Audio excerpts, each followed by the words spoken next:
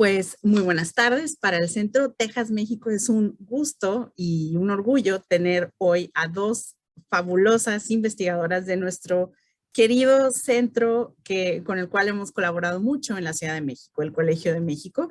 Estamos muy gustosos de hoy traerles la presentación en español de uno de los proyectos que salieron de nuestros grants y que va a presentar la doctora Laura Juárez, que es profesora e investigadora del Colegio de México, doctora en Economía por la Universidad de Texas en Austin.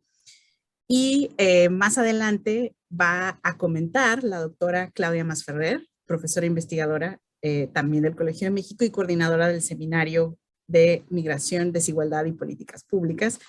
Bienvenidas a ambas y muchas gracias por estar hoy con nosotros. Gracias, Jenny. Y para recordarles, si alguien tiene preguntas, se pueden hacer vía chat, enviárnoslas por redes o correo y después les estaremos comentando también. Y con gusto ahora sí que les doy la bienvenida. Me voy de pantalla, nos vemos en un ratito y pues Laura, muchas gracias. Claudia, muchas gracias. Bienvenidas y adelante. Gracias, Jenny. Pues muchas gracias por organizar este evento y obviamente por el apoyo del centro a este proyecto. Y bueno, también gracias a Claudia por aceptar comentar nuestro trabajo. Y además, pues yo tuve varias pláticas con ella, digamos, cuando estaban haciendo este proyecto y la verdad me fueron muy útiles. Gracias, Clau, también por eso. Y bueno, les voy a compartir mi pantalla.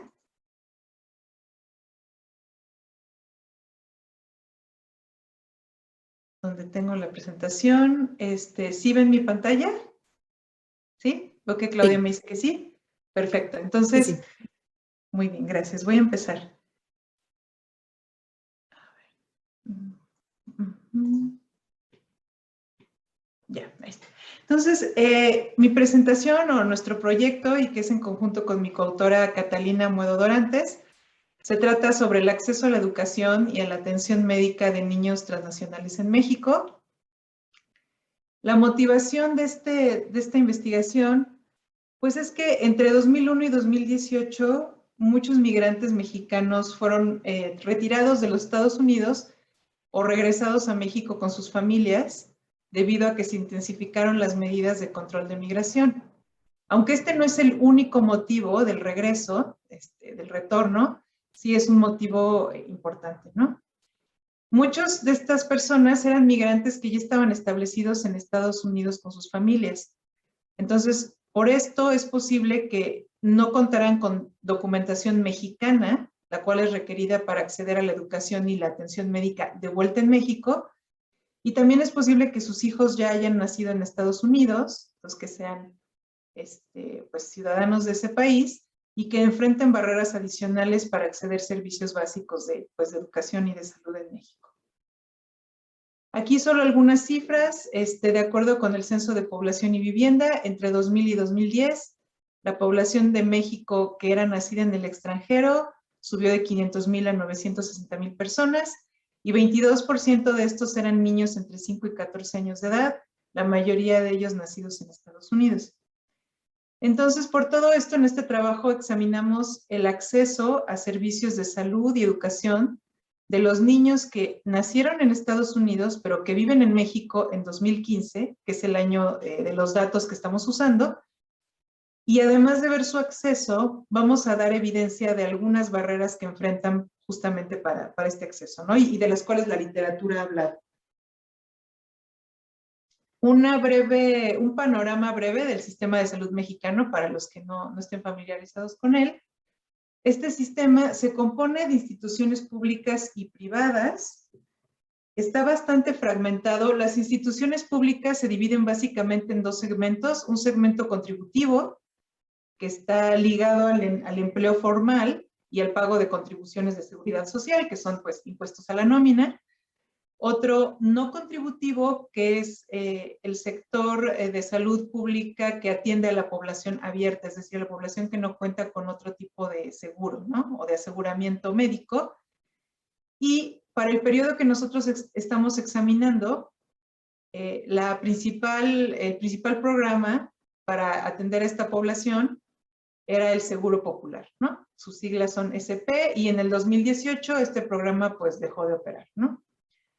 Ambos segmentos, ya sea el contributivo o el no contributivo, pues requieren documentación oficial para registrar, obviamente, a la persona, al derechohabiente principal y también a sus dependientes, por ejemplo, acta de nacimiento y la CURP, que es un número de identificación único, ¿no? De población.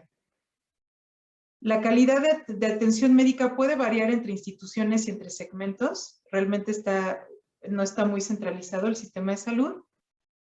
Y respecto a seguros médicos privados, estos realmente cubren a una pequeña proporción de trabajadores asalariados de altos ingresos. Entonces es mínimo, ¿no? La cobertura vía aseguramiento privado. Obviamente hay hospitales privados y doctores privados donde uno puede pagar de su bolsillo, ¿no?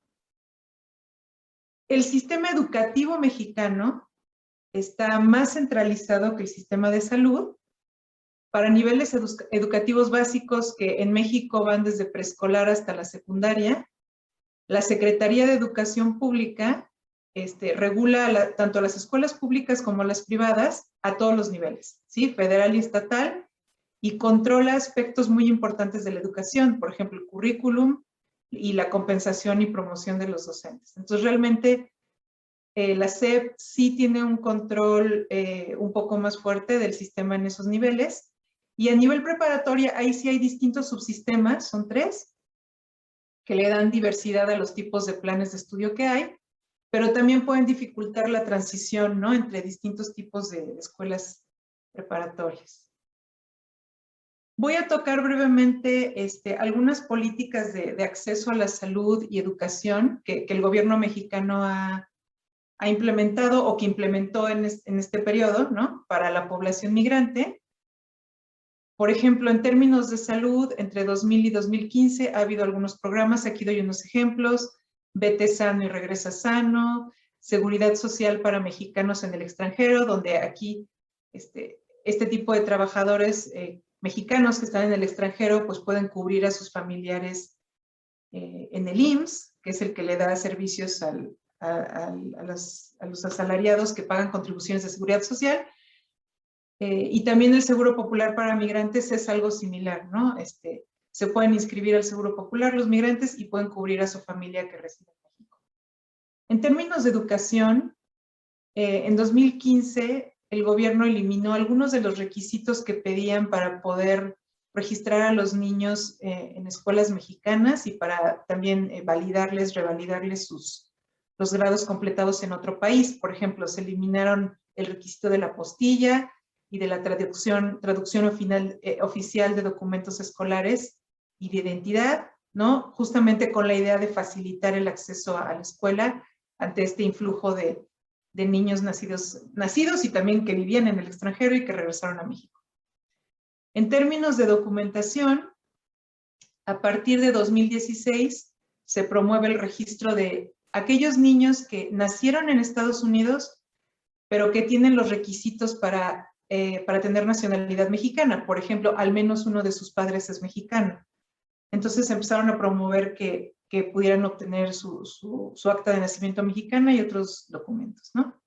Entonces, realmente sí ha habido algunas políticas para tratar de atender estas necesidades de salud y educación de esta población.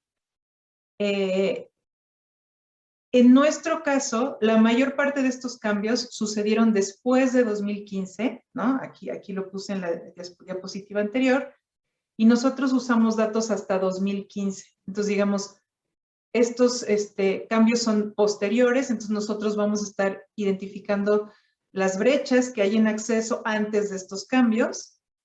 Y se ha argumentado en algunos trabajos que los resultados en esta materia, ¿no? En atender este tipo de necesidades de la población migrante, aunque sí se ha habido esfuerzos, se han visto limitados ya sea por falta de información, de recursos o de consistencia, ¿no? En la atención pública a esta población. Ya hay estudios previos sobre este tema en términos de educación. Lo que hay son descripciones muy vívidas de las experiencias y los retos a los que se enfrentan los niños transnacionales que ya están inscritos en escuelas mexicanas. Aquí citamos, les doy ejemplos de varios trabajos para distintos estados de la República. Y de nuevo, estos son niños, generalmente se hacen a través de encuestas y de entrevistas, ¿no? De entrevistas, pero encuentran a los niños que ya están en las escuelas, ¿no? Entonces son levantamientos que se dan en las escuelas mexicanas. Nosotros nos vamos a ir un paso atrás en términos de educación y vamos a ver si hay brechas en el acceso, ¿sí? Estos niños ya están en las escuelas. Nosotros vamos a ver si hay brechas entre los nacidos en México y nacidos en Estados Unidos para estar inscrito en una escuela mexicana. En términos de salud, sí hay cierto trabajo sobre el acceso de los migrantes retornados a salud. Por ejemplo, Donate y coautores muestran que hay acceso limitado de los retornados comparado con el periodo antes de que se fueran. También Masferrer y Denier y Águila y coautores muestran que hay dificultades de los retornados para conseguir trabajos que otorgan seguro médico a través del trabajo, comparados con mexicanos no migrantes. Y más recientemente hay un artículo de Wasink de 2020, donde muestra que hay menor cobertura de seguro médico para los menores nacidos en Estados Unidos que están viviendo en México, y usa datos de la Encuesta Nacional de la Dinámica Demográfica de 2018. Nuestra contribución a esta literatura es pues, el uso de datos de la encuesta intercensal, que tiene una muestra pues, muy grande y representativa a nivel nacional. Vamos a estudiar las brechas de acceso a servicios de salud por país de nacimiento, o sea, México versus Estados Unidos para niños residentes en México. Y vamos a hacer un análisis un poco más detallado de lo que ha hecho la literatura, incluso el último artículo de Wasink, en el sentido de que vamos a ver si estas brechas varían por la edad de los niños y por la educación del jefe de su hogar. Y vamos a ver, para educación en particular, bueno, ya dije que mostramos evidencia de acceso, que es un paso antes de lo que ha documentado la literatura, ¿no? Y creemos que, pues, esta es la evidencia que nosotros presentamos, es obviamente complementaria a todo lo que se ha escrito sobre las experiencias de quienes ya están viviendo, pues, la experiencia en una escuela mexicana, ¿no? Y todo lo que ello implica. Vamos, además de esto, de documentar lo de las brechas, vamos a dar evidencia de uno de los mecanismos de los que ha hablado la literatura, pero nosotros vamos a cuantificar el efecto, que es la falta de documentación adecuada para acceder a estos servicios, y nosotros la vamos a medir con una sola variable, que es no contar con un acta de nacimiento mexicana. Y les voy a decir a detalle más sobre eso, pero digamos, vamos a... Y para nosotros es equivalente a hablar de documentación adecuada con decir que no tienes un acta de nacimiento expedida en México. Los datos, tenemos... Ya les había dicho, la encuesta intercensal de 2015 es una encuesta recabada por el INEGI, que es la Agencia Estadística de México, ¿no? Tiene una muestra de 6 millones de viviendas y es representativa a los niveles nacional, estatal y municipal. Para nuestro estudio tiene varias ventajas porque tenemos variables de acceso y uso de servicios médicos y educativos. Tenemos el país en el que nacieron todos los miembros de cada hogar. Tenemos también datos sobre si cada persona del hogar tiene su acta de nacimiento y en qué país fue emitida, si en México o en el extranjero. Podemos identificar para los mayores de 5 años en qué país residían antes la encuesta es de 2015, en qué país residían en 2010, o sea, 5 años antes de la encuesta, y con esto podemos distinguir entre niños que llegaron a México pues entre 2010 y 2015, que serían los llegados más recientes y los que llegaron antes de ese periodo. Tenemos obviamente muchas características sociodemográficas de los niños y de su hogar, y la muestra que vamos a tomar es de niños y niñas de 0 a 17 años para el acceso a atención médica y niños de 6 a 17 años para variables educativas. Les voy a decir los pasos del análisis para que ya sepan cuál va a ser el plan. Pues ya dijimos que el primer paso, tenemos esta muestra de niños de 0 a 17 años, todos viven en México en 2015, ¿no? Vamos a examinar brechas en acceso a servicios de salud y educativos por lugar de nacimiento, o sea, haber nacido en Estados Unidos versus haber nacido en México. Entonces, niños que nacieron en otro país que no sea México o Estados Unidos, los quitamos de la muestra. Vamos a analizar si las brechas, como les dije, difieren por edad del niño o por educación del jefe de su hogar. En el segundo paso del análisis, vamos a tomar de esta misma encuesta solo a todos los niños que nacieron en Estados Unidos y que viven en México. Y lo que vamos a hacer para esta submuestra es estudiar el efecto de no tener un acta de nacimiento mexicana y de haber llegado a México en los últimos 5 años, de acuerdo a la encuesta, sobre sus variables de acceso. Entonces, la metodología 1, la metodología del paso número 1, donde tenemos a toda la muestra, va a ser una regresión por mínimos cuadrados ordinarios. Entonces, aquí la variable dependiente, pues, van a ser variables que miden acceso y resultados de salud y educativos. Y nuestra variable clave de interés es esta variable que está aquí, que es una variable dicotómica, va a ser igual a 1 a los nacidos en Estados Unidos y 0 para los nacidos en México. Entonces, realmente vamos a medir el efecto de haber nacido en Estados Unidos para estos niños, comparado con el grupo más numeroso, que son los nacidos en México. Controlamos por varias características del niño, ¿sí?, que están aquí en X, su edad, su género, si es de ascendencia indígena, y si tiene presencia de ambos padres en el hogar, solo la madre o solo el padre, o ninguno. Ninguno es, más bien, ambos padres me parece que es la categoría de referencia, y varios atributos del hogar y del jefe del hogar. Tamaño del hogar, niños en distintos rangos, lugar de nacimiento del jefe del hogar, indicadores para residencia rural y para pobreza, su edad, la edad del jefe del hogar, su educación, su género, si es de ascendencia indígena, si nació en México o en el extranjero y si vivía en México en 2010. Aquí está la primera tabla de resultados y lo que podemos ver aquí es que si se fijan, aquí tengo la variable que me mide si el niño fue nacido en Estados Unidos y si se fijan en este renglón, todos los coeficientes estimados son negativos. Eso quiere decir que haber nacido en Estados Unidos comparado con haber nacido en México disminuye la probabilidad de que un niño esté afiliado a una institución de salud. ¿Sí? Aquí tenemos el efecto en la primera columna para todos, que son una disminución de 23.7 puntos porcentuales, que es como 28%. Entonces, estos niños tienen una probabilidad 28% menor de estar afiliado a una institución de salud que niños nacidos en México. Cuando los separamos por edad, aquí vemos en las columnas que tenemos niños de 0 a 5, de 6 a 12 y de 13 a 17. Vemos que el efecto más grande, tanto en absoluto como en proporcional, es para los niños entre 0 y 5 años, ¿no? Y esto es importante porque, pues, esta es una edad en la que las inversiones tempranas en educación, pues, tienen efectos de largo plazo, a cualquier edad, ¿no? Pero, digamos, siempre, pues, la literatura dice que esta edad es clave, ¿no? Y finalmente, en la última columna, ¿qué vemos?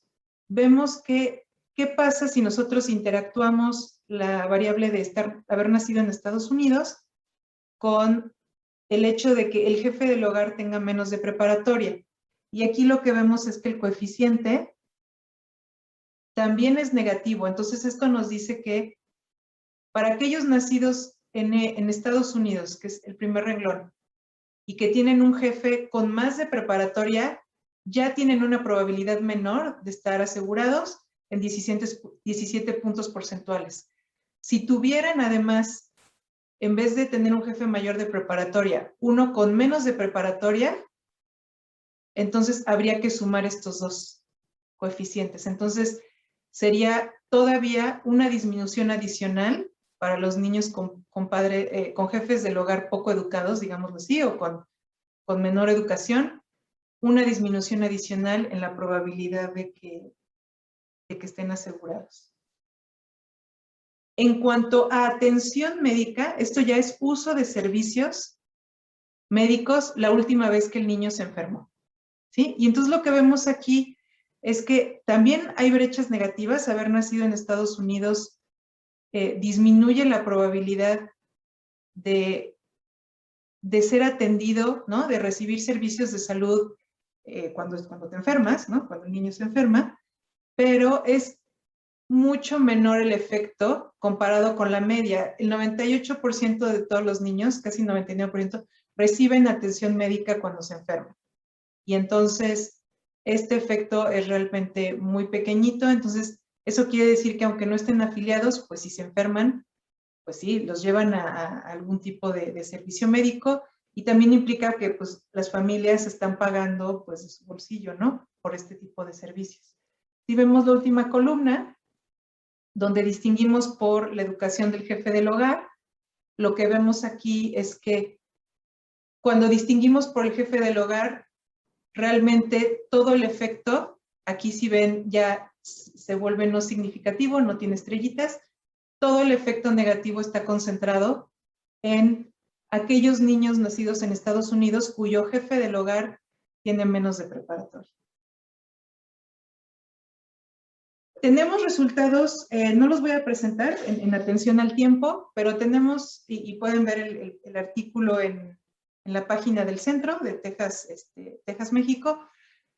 Tenemos resultados también para el tipo de institución de salud, para aquellos que sí están afiliados, en qué tipo de institución de salud están afiliados y si haber nacido en Estados Unidos tiene algún efecto. Y lo que encontramos a grandes rasgos es que los niños nacidos en Estados Unidos comparados con los que nacieron en México tienen menor probabilidad de estar afiliados a una institución pública y mayor probabilidad de estar afiliados con una institución o seguro médico privado, ¿sí?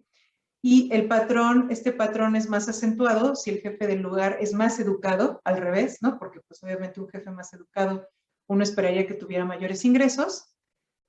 Y si hablamos de uso, en qué tipo de institución se atienden cuando están enfermos, pues las diferencias son reflejo de estas de afiliación. Hay mayor probabilidad de atenderse en el sector privado y menor en el sector público. Si vemos acceso a educación, aquí tenemos la probabilidad de que asista a la escuela. Aquí estos son resultados educativos, el hecho de que el niño tenga una escolaridad apropiada para su edad, y aquí un retraso educativo, una variable o una medida de retraso educativo en años. Para los niños que están en edad de primaria, ¿sí? De 6 a 12 años, haber nacido en Estados Unidos, si ven aquí, todos estos coeficientes son muy pequeñitos, son cercanos a 0, y solo uno es marginalmente significativo, pero la mayoría son no significativos. Entonces, tomada en general, digamos, esta evidencia nos indica que no hay brechas realmente de acceso entre los niños de 6 a 12 años por país de nacimiento. Y esto tiene sentido porque la cobertura de este nivel educativo en México es muy alta en general, ¿no? Si vemos para los adolescentes, aquellos niños que tienen entre 13 y 17 años, lo que vemos es al revés, una brecha positiva. ¿Sí? Haber nacido en Estados Unidos tiene un efecto positivo en que asista a la escuela, el niño, en que tenga una escolaridad apropiada a su edad, y un efecto negativo en que tenga algún tipo de retraso educativo en años. Y bueno, ¿esto qué nos dice? Pues nos dice que comparados con sus pares mexicanos, haber nacido en Estados Unidos, pues les genera ventajas en términos de acceso, y eso tiene sentido porque en México justo a esta edad, ¿no? Es donde la cobertura empieza a bajar. Entonces, a lo mejor aquellos que vienen de Estados Unidos, pues tuvieron mayor acceso a la educación allá, o incluso traen más expectativas de tener una mayor educación justo porque vivieron pues, en otro país donde el nivel educativo es más alto, ¿no? Si vemos aquí, para las mujeres es un poquito menor. Aquí cuando interactuamos con el género de los niños, vemos que el efecto sigue siendo positivo, aunque un poquito menor, ¿sí? Y finalmente el efecto es más pronunciado todavía, como se ve aquí, o está concentrado más bien, en los niños o los adolescentes cuyo jefe del hogar pues tiene menos de preparatoria. Y eso quiere decir que pues esos jefes con menos de preparatoria respecto a las personas con menos de preparatoria en México, pues sí traen ventajas ¿no? Precisamente porque vienen de Estados Unidos. La metodología 2, o más bien la metodología del paso 2 es, como les dije, concentrarnos solo en los nacidos en Estados Unidos, que es una submuestra, y tratar de ver para esa submuestra qué pasa cuando tienen un acta de nacimiento emitida en el extranjero, ¿sí? Esa es esta variable. Es igual a 1 si el acta de nacimiento del niño fue emitida en el extranjero. Y esta otra es otra variable igual a 1 si no cuenta con ningún tipo de acta, ¿no? O sea, simplemente no tiene ese documento. Entonces, estos van a ser en esta parte nuestros regresores clave, porque justo van a medir si para aquellos niños que nacieron en Estados Unidos, pero que viven en México en 2015, que es el año de la encuesta, va a haber alguna brecha en sus resultados de salud y educativos, que los tenemos aquí, si no cuentan con si tienen una acta extranjera o si no cuentan con ninguna. Y aquí la categoría de referencia son los niños nacidos en Estados Unidos, que sí tienen un acta mexicana y sí los hay, ¿no? Entonces, ese es el grupo de referencia. Y vamos a tener interacciones de no tener un acta con otro indicador de que llegó a México que el jefe del hogar llegó a México entre 2000 y 2015. O sea, llegó más recientemente para ver si eso agudiza el efecto de no tener documentación adecuada, ¿no? Y todos estos aquí controlamos por las mismas características. No había dicho, tenemos efectos fijos de municipio y características del hogar, las mismas. Aquí están las mismas variables que teníamos antes, afiliación y atención médica, solo para los nacidos en Estados Unidos. Y lo que podemos ver es que no tener un acta de nacimiento mexicana, bueno, o sea, tener un acta extranjera más bien, o no tener ese documento de plano, tiene un efecto negativo tanto en estar afiliado a una institución de salud y dada la probabilidad de estar afiliado para esta población, que son como 56%, estos números son enormes, son 35 puntos porcentuales, ¿no? Y aquí lo dice. Entre 62 y 67% menor probabilidad de estar afiliado por no tener documentos y una menor probabilidad también de recibir atención médica cuando se esté enfermo, ¿no? Si vemos aquí las interacciones de esas dos variables con el hecho de que el jefe llegó recientemente, ¿sí? O sea, el jefe vivía en Estados Unidos todavía en 2010, entonces tuvo que haber llegado entre 2010 y 2015 a México, pues vemos que hay efectos negativos adicionales. Entonces quiere decir que para los que llegaron recientemente, bueno, o cuyo jefe del hogar llegó recientemente a México, pues ese efecto negativo de no tener una documentación es todavía mayor, pero sin embargo noten que incluso los que llegaron ya hace algunos años, que son los que mide este coeficiente aquí, pues el efecto es bastante grande y pues es persistente. ¿Sí? Y de nuevo, también vemos el tipo de institución de salud, de afiliación y de atención. Y lo que vemos es que no contar con un acta de nacimiento mexicana para los niños nacidos en Estados Unidos, de nuevo, reduce su probabilidad de estar afiliado a una institución pública y de atenderse en una institución pública y aumenta la de atenderse y estar afiliado a una institución privada, ¿no? O con algún seguro médico privado. Vamos a ver los resultados educativos. Y aquí vemos que aunque en la muestra en general, cuando los comparamos con los niños nacidos en México, no hay brechas significativas de acceso, si nos fijamos solo en los nacidos en Estados Unidos, aquellos niños dentro de esta submuestra que no tienen un acta de nacimiento mexicana, sí enfrentan una menor probabilidad de asistir a la escuela, tienen una escolaridad un poco menos apropiada, tienen una probabilidad, perdón, menor de tener una escolaridad apropiada a su edad y tienen un retraso, cierto retraso educativo en años, ¿no? Si vemos, estos son los niños en edad de primaria, aquí si vemos a los niños, a los adolescentes en edad de secundaria, vemos que los efectos son todavía mayores. Y de nuevo, tiene todo el sentido del mundo que sean mayores para estos rangos de edad, ¿sí? Van en el mismo sentido, pero son mayores, y es porque, insisto, en México de por sí la cobertura educativa en estas edades empieza a bajar, no es tan universal como en primaria. Finalmente, como evidencia complementaria, sobre todo para la población más adolescentes, que son los que muestran pues los efectos más negativos de no contar con documentación apropiada, examinamos si no tener acta de nacimiento mexicana empuja a estos niños o aumenta su probabilidad de que trabajen, ya sea por pago o en el hogar. Y los resultados que tenemos son que para los niños varones, no contar con un acta de nacimiento, o sea, no contar con un acta de nacimiento de ningún tipo o contar con una acta extranjera, aumenta la probabilidad de que trabajen por paga entre 57 y 65%, que es un efecto muy considerable. Y para las niñas también aumenta la probabilidad de que trabajen por paga, pero en mucho menor medida, en 25%. Para las niñas lo que aumenta es la probabilidad de trabajar en el hogar, al menos 69%, y para los varones no. Entonces, no contar con documentación apropiada a los adolescentes, pues está afectando su acceso a la escuela, ¿no? A los nacidos en Estados Unidos, su acceso a la escuela, y además los empuja pues a trabajar.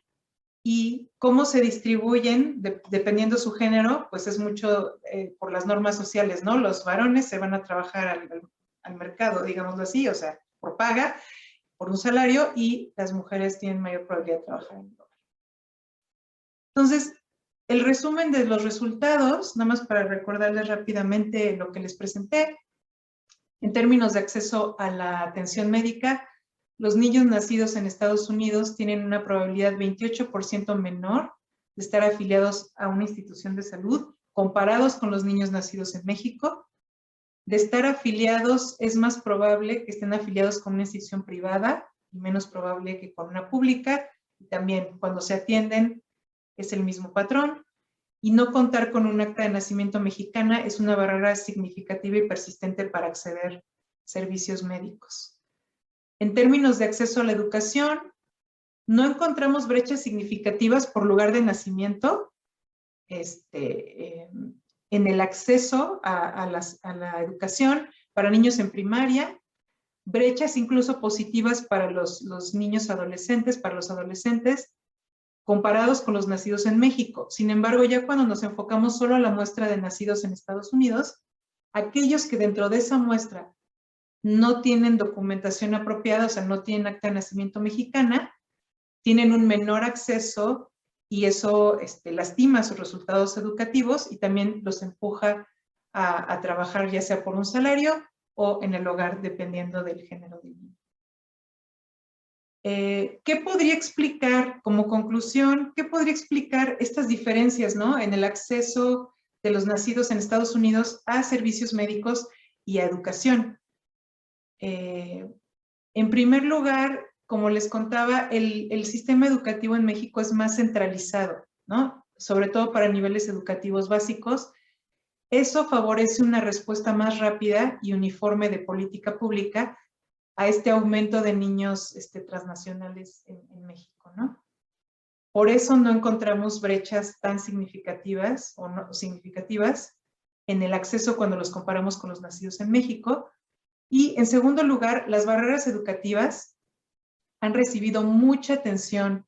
Las barreras que enfrentan estos niños en términos de acceso a la educación han recibido mucha atención, creando pues más conciencia entre los encargados de las políticas públicas, mientras que la evidencia empírica sobre el acceso a atención médica ha sido relativamente escasa. O sea, sí hay trabajo al respecto, pero el volumen, digamos, es mayor para educación.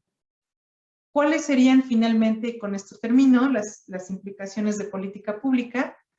Pues del lado mexicano, dado que el acceso a las escuelas parece no haber brechas importantes en ese acceso, pues se podría tratar de apoyar a través de las escuelas a los niños transnacionales y sus familias para que puedan documentarse, o también incluso para darles información sobre y ayudarlos a inscribirse a servicios de salud públicos.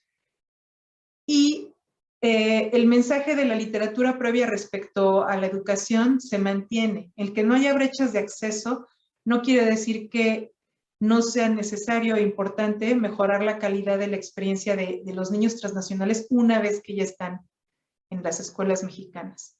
Del lado estadounidense, pues creemos que las medidas de control de inmigración podrían cambiar su táctica de una a nivel comunidad a otra más enfocada, que ponga como prioridad a los niños, y también que se pueda ofrecer un camino para que las familias permanezcan unidas, lo cual puede beneficiar a estos niños y permanezcan unidas, digamos, en Estados Unidos, ¿no?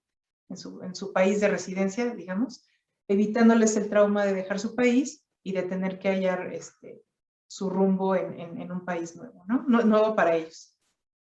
Gracias, con eso termino.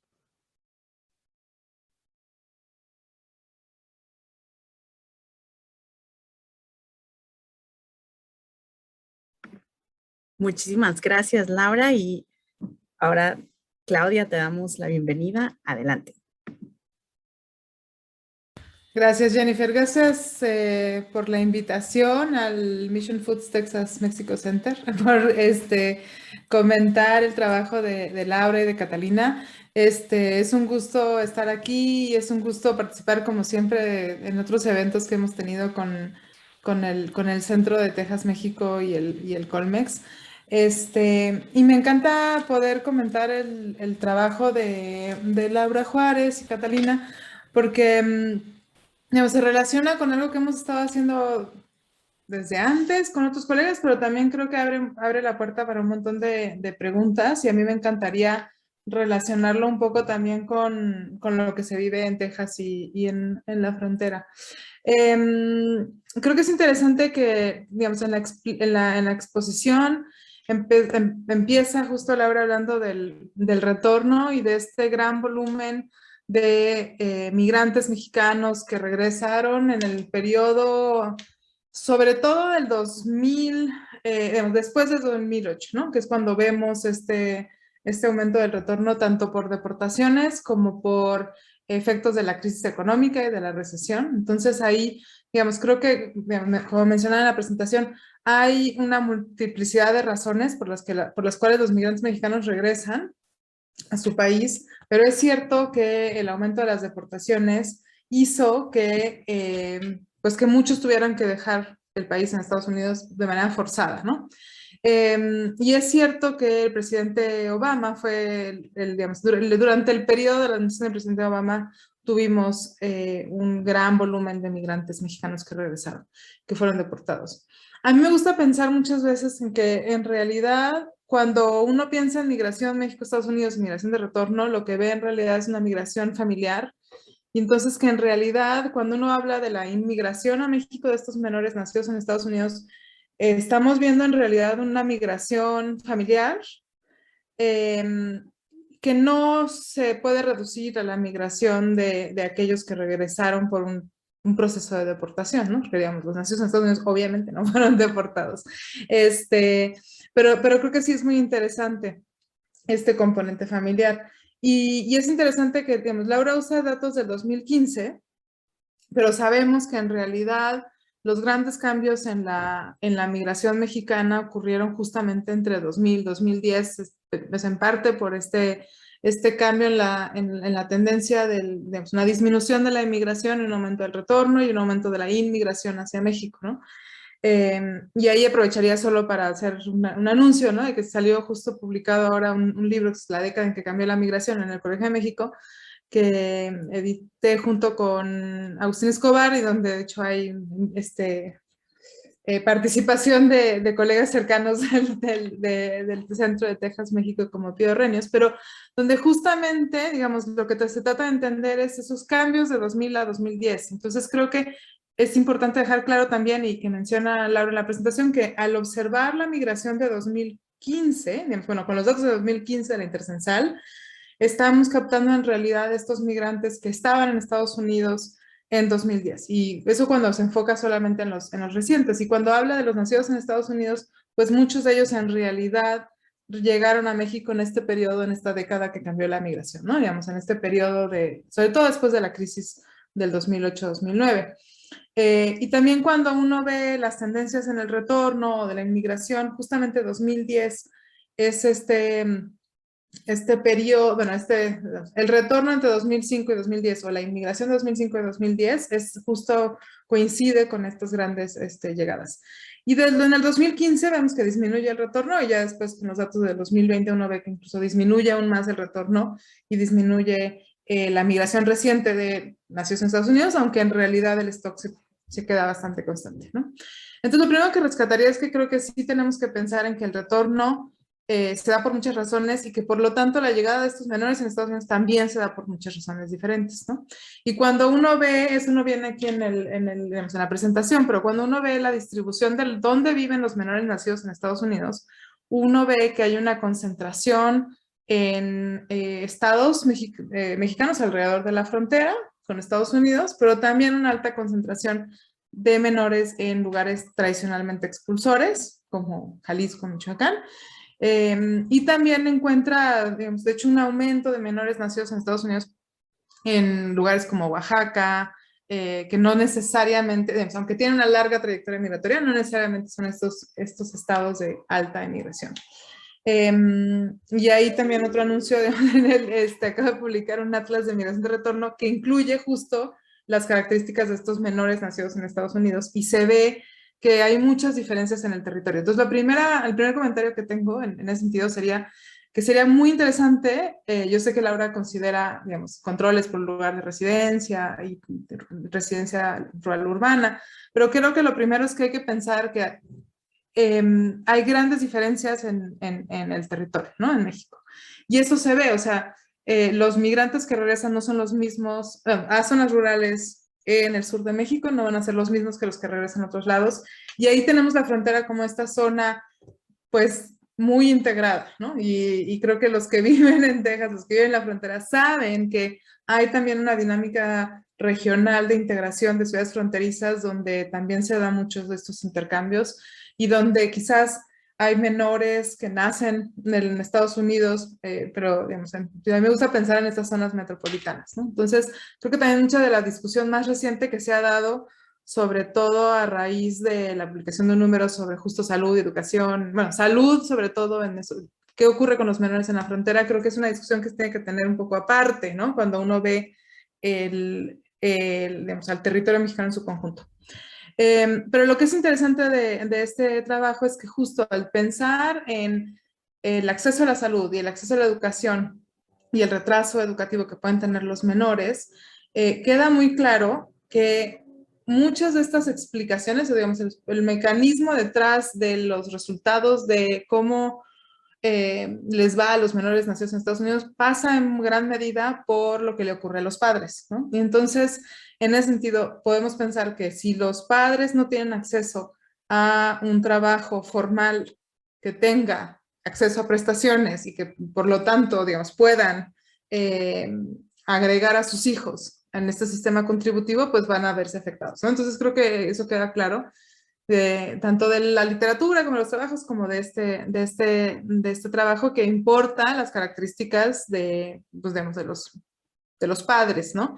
Que no necesariamente son los mismos que los jefes, ¿no? Porque de hecho hay muchos menores nacidos en Estados Unidos cuyo padre, más bien, de madre mexicana o de padre mexicano, pero donde hay un padre ausente, ¿no? Y eso también es algo que he trabajado con mis colegas en el artículo del 2020, donde justo se ve que en realidad hay muchos muchos menores que no tienen ambos padres, aun cuando alguno de ellos es es mexicano. Entonces también ahí hay que, digamos, hay que tener cuidado en quién es el jefe del hogar.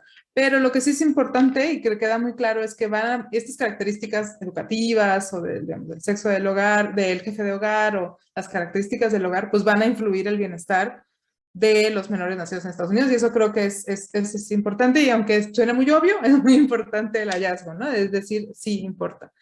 Y sobre todo entender que, obviamente, si los niños se enferman, van a tener que buscar un servicio médico particular, privado, que, digamos, alguien tiene que atender a estos menores, y entonces va a mermar, digamos, la economía de los hogares donde viven estos menores nacidos en Estados Unidos. Y en el plano del educativo, creo que es muy interesante también pensar en que no nos podemos quedar con la asistencia, ¿no? Y digamos, no necesariamente hay una barrera de entrada al sistema educativo, pero sí puede haber un rezago y puede haber, sino también otras formas de incorporación, ¿no? Al mercado laboral, sobre todo si es que no se da esta incorporación al sistema educativo. Y creo que en realidad, digamos, me gusta la discusión del acta de nacimiento, porque también es una discusión que he tenido con otros colegas digamos, hay un gran porcentaje de nacidos en Estados Unidos que a su vez tienen la nacionalidad mexicana, que es una población binacional, que entonces, por lo tanto, define, digamos, familias de origen mixto, familias binacionales, compuestas por extranjeros y mexicanos, pero a mí no me gusta pensar que estos nacidos en Estados Unidos dejan de ser migrantes por el hecho de tener un acta de nacimiento mexicano, ¿no? Y creo que también abre como muchas discusiones de quién es migrante, quién es doble ciudadano, quién tiene la posibilidad de ser doble ciudadano, que no tenga en estos momentos el acta de nacimiento, pero también importa mucho el tiempo de llegada, ¿no? Entonces, obviamente, digamos, si alguien acaba de llegar, pues quizás te va a tomar tiempo sacar el acta de nacimiento, pero lo puede hacer, ¿no? Entonces, creo que en ese sentido, la discusión al final de la hora de las políticas que se necesitan para atender a estas poblaciones, pues tienen que ir también ligadas con la discusión binacional, ¿no? Y ahí en ese sentido creo que digamos, la labor del Centro Texas México es muy clara, que es un centro binacional, ¿no? Regional, porque está enfocado más en lo que ocurre en Texas, pero que es una discusión binacional y no se puede pensar en esta población solo desde la perspectiva de México o solo desde la perspectiva de Estados Unidos, ¿no? Y sería buenísimo que pudiéramos hablar, tener un foro binacional para esta población. Y algo ya nada más por último es que creo que va a ser importante tratar de entender también cómo las barreras a la entrada al sistema educativo se traducen después en dificultades en el mercado laboral, sobre todo porque, digamos, sí se ha visto, y eso también lo trabajé en un artículo en el que mencionaba Laura, que en realidad los nacidos en Estados Unidos, no los menores, pero los nacidos en Estados Unidos han tenido una pérdida en los salarios, ¿no? Y hay una convergencia hacia los salarios de los mexicanos o de los migrantes de retorno. Entonces, esa pérdida digamos, de la ventaja relativa que teníamos, por ejemplo, en el 2000, de los retornados o de los nacidos en Estados Unidos, se ha ido perdiendo. Es decir, tanto los estadounidenses como los migrantes de retorno están teniendo salarios igual de malos o igual de bajos que la población mexicana, ¿no? Entonces, creo que pensar también en lo que le ocurre a estos niños en un futuro, pues ya no vamos a estar hablando de acceso a la educación, sino acceso al mercado laboral, y no vamos a estar hablando necesariamente en acceso a servicios de salud vía los padres, sino en acceso a servicios de salud vía ellos mismos, ¿no? Y entonces, o sea, ya sabemos, ¿no?, de nuestros resultados que pues su ingreso al mercado laboral no ha sido tan bueno como lo era antes, pero no sabemos en realidad tampoco cómo va a ser a futuro, ¿no? Entonces, también pensando en estas recomendaciones de política o en esta agenda del bienestar de los menores nacidos en Estados Unidos, también tenemos que pensar pues qué va a ocurrir en el futuro cuando sean mayores de edad y ya digamos, no tienen 0 a 17 años, sino que sean mayores, y pensar si es que regresan a su lugar de origen, en este caso Estados Unidos, o si se quedan en México y se incorporan a este mercado laboral con salarios deprimidos y condiciones bastante precarias que les los tiempos, que no les permiten tener acceso a servicios de salud o a seguridad social, ¿no? Entonces creo que quedan bastantes preguntas también abiertas en ese sentido, ¿no? Está buenísimo entender lo que le ocurre a los menores para pensar qué pasa cuando sean adultos. Pero bueno, muchas gracias y felicidades por el trabajo y por el artículo, y gracias también por la invitación para comentarlo. Muchísimas gracias, Claudia, y obviamente Laura. Me encanta, como bien dices, Claudia, quedan más preguntas y eso es maravilloso porque nos da para pensar en el futuro. Me encanta lo que mencionas de sería fabuloso hacer un foro binacional, así que esa puede ser otra conversación. Pero ahorita me gustaría cerrar hablando de preguntas, con una pregunta, porque Claudia, mencionabas cómo impacta la situación de la familia entera, ¿no? En los menores. Y bueno, con todos los datos que mencionaste, Laura, me dejó pensando, ya que somos un centro orientado a la acción, me dejó pensando y me encantaría escuchar la perspectiva de ambas a manera de cierre. ¿Creen ustedes que sería útil todos estos datos que ya están aquí, sería útil compartirlos con instituciones como los consulados aquí en Estados Unidos, por ejemplo, aquí de este lado, para lograr una mayor concientización de la importancia de obtener el acta de nacimiento mexicana, ya sea por, digamos, no sabemos, uno nunca sabe los planes a futuro con demasiada antelación, ya sea que las familias tengan pensado regresar o no, o a veces se surja la situación por alguna u otra razón. Independientemente de los motivos, ¿creen que concientizar más a la población podría ayudar a que, si se da un retorno por el motivo que sea, puedan tener en un futuro mejor acceso los menores a educación y salud? Yo, empiezo yo si quieren. Sí, definitivamente sí, Jenny. Yo creo que sí sería muy importante, y no solo concientizar, sino bajar las barreras. O sea, realmente si uno ve los requisitos que necesitan cumplir las familias para sacar un acta de nacimiento mexicana, pues sí se complica mucho en términos de tiempo y de los documentos que se piden, ¿no? Entonces, digamos, obviamente manteniendo pues un proceso confiable, ¿no? Sí sería muy importante no solo concientizar, promover, ¿no? Que se documenten, que cuenten con la documentación completa tanto en Estados Unidos como en México, ¿no? Estas familias que son binacionales, y que la puedan obtener de una manera relativamente fácil. Yo creo que eso es lo más importante, ¿no? Creo que no solo es un tema de conciencia, sino a lo mejor algunos sí piensan que es importante obtenerla o la quieren obtener, pues ya por motivos de orgullo, si quieres, de que también son mexicanos, pero ya una vez que te topas con el proceso para obtenerlas, pues, ¿sabes? Ahí es donde ya, pues sí, se vuelve muy costoso hacerlo, ¿no? Entonces yo creo que sí sería importante, sí, todos los esfuerzos de documentación de este tipo de población, insisto, tanto la documentación que necesitan en Estados Unidos, porque también pues hay un tema importante ahí, ¿no? Como la documentación de sus hijos nacidos en México, más bien nacidos en Estados Unidos pero que tienen derecho a ser mexicanos, sí sería importante. Y de hecho el gobierno mexicano sí ha hecho esfuerzos, como lo que comenté en la presentación, de tratar de facilitar y de promover que estos niños o estos mexicanos nacidos en el exterior pues tramiten su acta, pero pues sí debería haber mucho más esfuerzo. Y bueno, hablas de los consulados, o sea, mucho esfuerzo desde que están en Estados Unidos, ¿no? Como anticipándose un poco. Esos serían mis comentarios. Sí, Jenny, pues muy buena pregunta. Digamos, el gobierno mexicano anterior, la administración anterior, empezó una estrategia, esa Soy México, es la que justo hablaba Laura en la presentación, en el 2016, para facilitar el acceso al acta de nacimiento en México, ¿no? Y después, bueno, el cambio de administración no queda muy claro cuál es el estatus de ese programa, pero ahora digamos, en la mesa de atención a familias en retorno que implementó el gobierno actual, se habla mucho justo de cómo tiene que haber, por un lado, una coordinación de la planeación en el retorno que viene justo por parte de los consulados.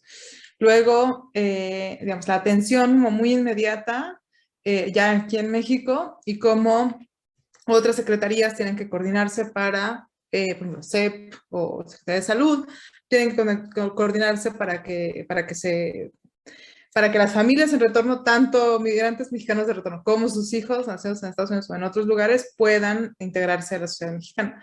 Y creo que el acta de nacimiento en ese sentido sí es, o sea, es un paso básico, pero es el paso inicial, ¿no? Entonces, en realidad, si tienen el acta de nacimiento, pero tienen otras dificultades, no va a ser suficiente para que puedan después integrarse. Entonces, sí es cierto que tiene que haber estos actas de nacimiento. Mucho se puede hacer desde los consulados,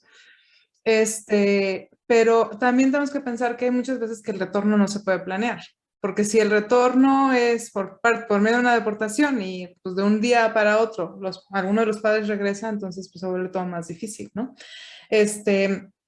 Pero sí creo que se tiene que pensar en soluciones para estas poblaciones binacionales donde el diálogo sea de ambas partes y no, o sea, yo sí creo que el gobierno estadounidense, la sociedad estadounidense no está todavía muy consciente de qué ocurriría de no integrarse bien a esta población que son nacidos en Estados Unidos, son ciudadanos estadounidenses de México que están siendo vulnerados aquí en México, ¿no? Y entonces justo, y esa es una de las pues, recomendaciones, digamos, o uno de los escenarios que planteamos ahora en el reporte que presentamos en el Colmex, hace 2 días, en que para entender la binacionalidad y el bienestar de estos migrantes nacidos en Estados Unidos, se tienen que sentar a la mesa pues ambos gobiernos y digamos, el gobierno estadounidense tiene que pensar también que sin importar el lugar de residencia de sus ciudadanos, tiene que velar por esta población. Ahora, los consulados, bueno, la embajada de Estados Unidos en México, en principio también estaría velando por esta población. Entonces, la discusión del acta de nacimiento a veces se vuelve complicada porque entonces uno podría pensar que el gobierno estadounidense piensa que ya no es responsabilidad de ellos porque ya están en México y tienen un acta mexicana, ¿no? Entonces, lo que nosotros decimos es, pues no, o sea, pueden tener un acta mexicana y también ser ciudadanos estadounidenses, pero eso no significa que el gobierno estadounidense no tenga que velar por esta población. Y ahí es donde creo que también está un poco truculenta la cosa de responsabilidad de quién es velar por esta población. Muchísimas gracias. Hablando de diálogo, me encanta que justamente con diálogos como este podamos aprender y poner nuestro granito de arena para continuar difundiendo la información y esperemos que generando mayor diálogo. Laura, Claudia, muchísimas gracias y siempre es un placer colaborar con ustedes. Les agradezco su participación el día de hoy. Gracias, Jennifer. Gracias, Jenny. Gracias, Claudia. Jenny.